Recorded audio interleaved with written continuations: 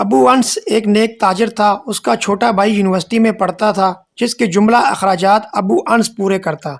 کچھ عرصہ بعد ابو انس کا نوجوانی میں ہی انتقال ہو گیا۔ لوائقین میں نوجوان بیوہ اور ایک بیٹا انس رہ گیا۔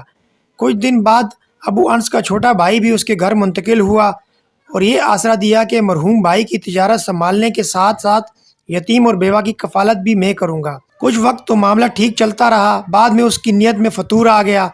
اس نے چپکے سے ساری جائیداد اپنے نام کرائی اور راتوں رات سب کچھ فروخت کر کے امریکہ بھاگ گیا۔ پیچھے یتیم اور اس کی ماں سڑک پر آ گئے۔ اس بدبخت نے امریکہ جا کر گاڑیوں کا کاروبار سیٹ کر دیا، گوری لڑکی سے شادی بھی کر لی۔ اس کا بزنس چمک اٹھا اور یہ ارب پتی بن گیا۔ 15 برس بعد اسے خیال آیا کہ اب وطن واپس جانا چاہیے۔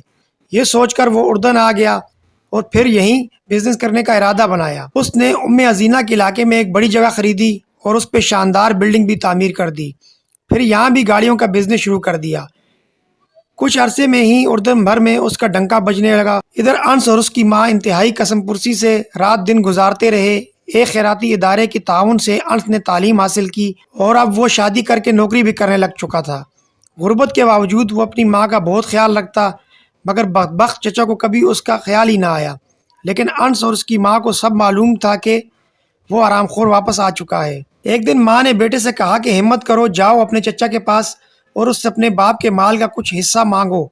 ماں کے کہنے پر انس چچا کے شو روم میں پہنچ گیا، مگر چچا نے کٹھور دلی کا مظاہرہ کر کے اسے بھگا دیا اور کہا کہ آئندہ ادھر کا رخ بھی کیا تو گرفتار کروا دوں گا۔ وہ بوجھل قدموں کے ساتھ ماں کے پاس آیا اور سارا ماجرا سنایا۔ بیوہ ماں سوائے بد دعا کے کیا کر سکتی تھی؟ اس حرام خور بزنس مین نے اب اردن میں رہنے کا فیصلہ کیا تھا۔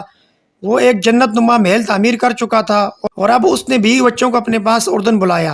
ادھر وہ لوگ امریکہ سے روانہ ہوئے، ادھر یہ بدبخت انہیں لینے کے لیے اپنی نئی ماڈل کی پرتعیش گاڑی لے کر ایئرپورٹ روانہ ہوا۔ جب وہ ایئرپورٹ سے باہر نکلے تو یہ سب اس نئی گاڑی میں سوار ہو کر اپنے محل کی طرف چل پڑے۔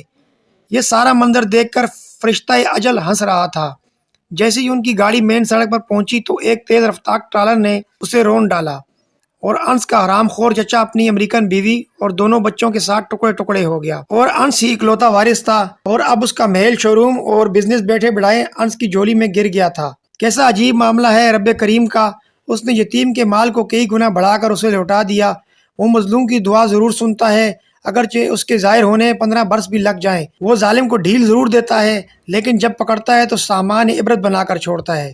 تیسرا یہ کہ حرام کا انجام کبھی اچھا نہیں ہوتا۔ اسی لیے میرے نبی کریم صلی اللہ علیہ وآلہ وسلم نے فرمایا کہ حرام مال سے پلنے والے جسم کا زیادہ حقدار دوزخ ہے۔ اللہ پاک ہم سب کو حرام سے بچائے اور حلال کی ہی کمانے پر اتفاق کرنے کی توفیق عطا فرمائے، آمین۔ ہمارے چینل کو لائک کریں، سبسکرائب کریں اور بیل آئیکن کو پریس کریں۔